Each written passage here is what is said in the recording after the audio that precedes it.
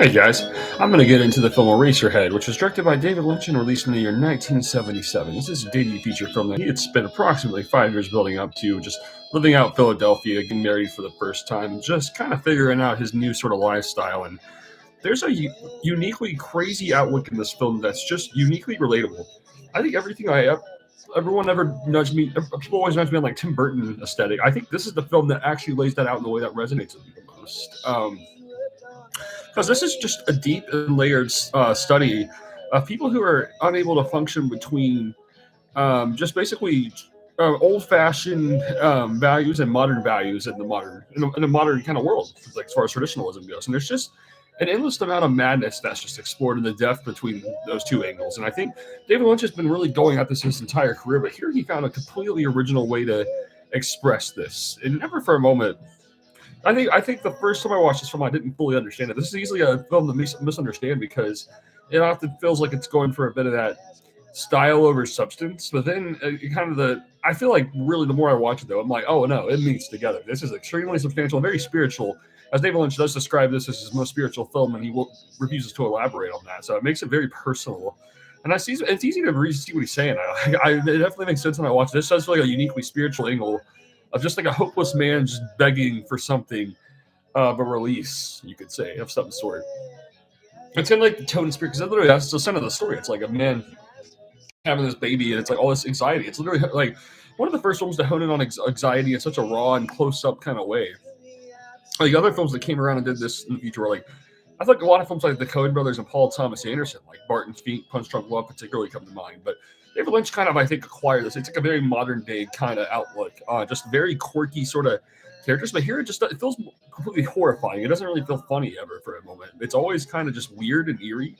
And this is one of the first films to really go down along with Taxi Driver. It's like the ultimate midnight movie experience, because this is quite a midnight film.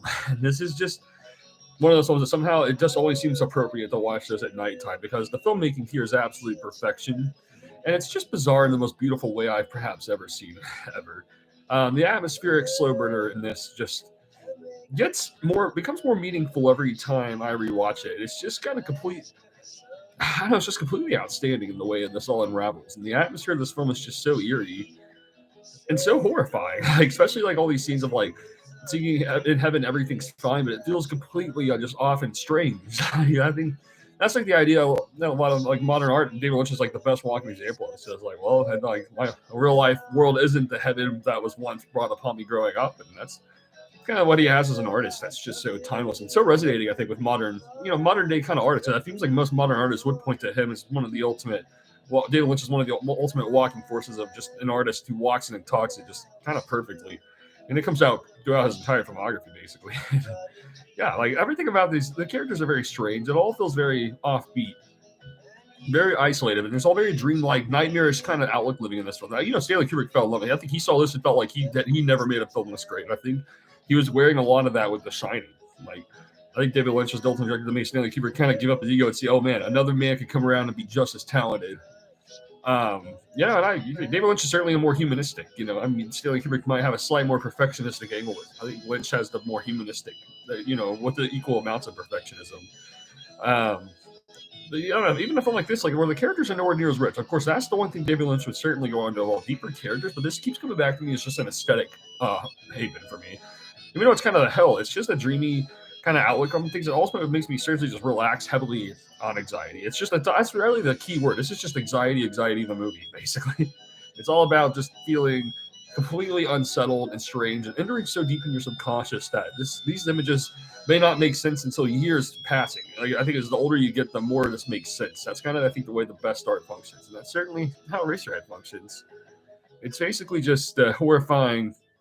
And I think the reason David Lynch doesn't talk about it, I think perhaps he was at his biggest wrestle with faith, and in particular, maybe like Jesus Christ, I imagine, throughout the '70s and living out in Philadelphia, because that's kind of what it's sort of being displayed. You see a lot of just, it's like not fully confining to the devil, but just a lot of just lightness and kind of giving up its spirituality, but still holding on to something of a greater good just by miscellaneous new art that's coming around, and that feels like is the new god, which is kind of breaks down was a lot of the issues between old-fashioned and new-fashioned values. It seems like old-fashioned values are clearly dated. Like, this is a film that has a statement of where a lot of the 50s stuff really is dated. And a lot of 70s art onward kind of came around in 60s, you could say. Like, a lot of this just fixed it in a way that's more modern art, more just, it's just kind of organic, and you can kind of do the God complex thing just better, basically. And this is like the first film to come around, very ego free kind of expression.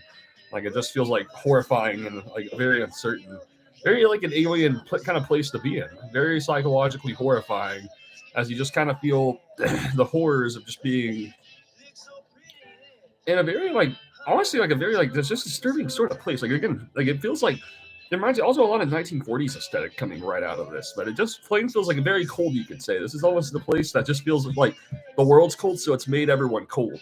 You know, and it's like it doesn't feel depressing. It just feels kind of bleak. It's very relatable, honestly, to like a modern way. It's like where everything just does feel like a unique amount of bleak, although it's not enough to be like depressing or anything.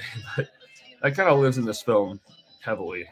Very extremely atmospheric. Like yeah, David Lynch would only maybe go to the steps of Dark again with like Inland Empire and Twin Peaks to Return. Seriously, yeah, one of the craziest endings. Just so much insanity lives in this film. It's mind bending in the truest sense of the word.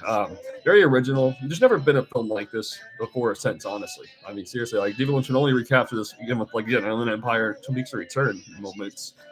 Like this is almost just like being in that alternate universe of Twin Peaks to Return for such an extended period of time.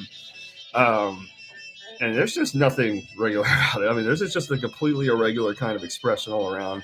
Extremely original, extremely masterful, getting right into the subconscious. So it's extremely experimental. But if you're looking for, like, I would say, like an ultimate midnight kind of film where you just want to play it all, watch something that's different, and definitely admittedly weird, but it is kicking through in a way that makes sense in the subconscious. And Eraserhead is the film for you. Like, definitely suggest watching this late at night if you're up for something intense and insane and definitely sincerely mind bending. That's Eraserhead. I highly recommend this film for anyone who's up for an experimental.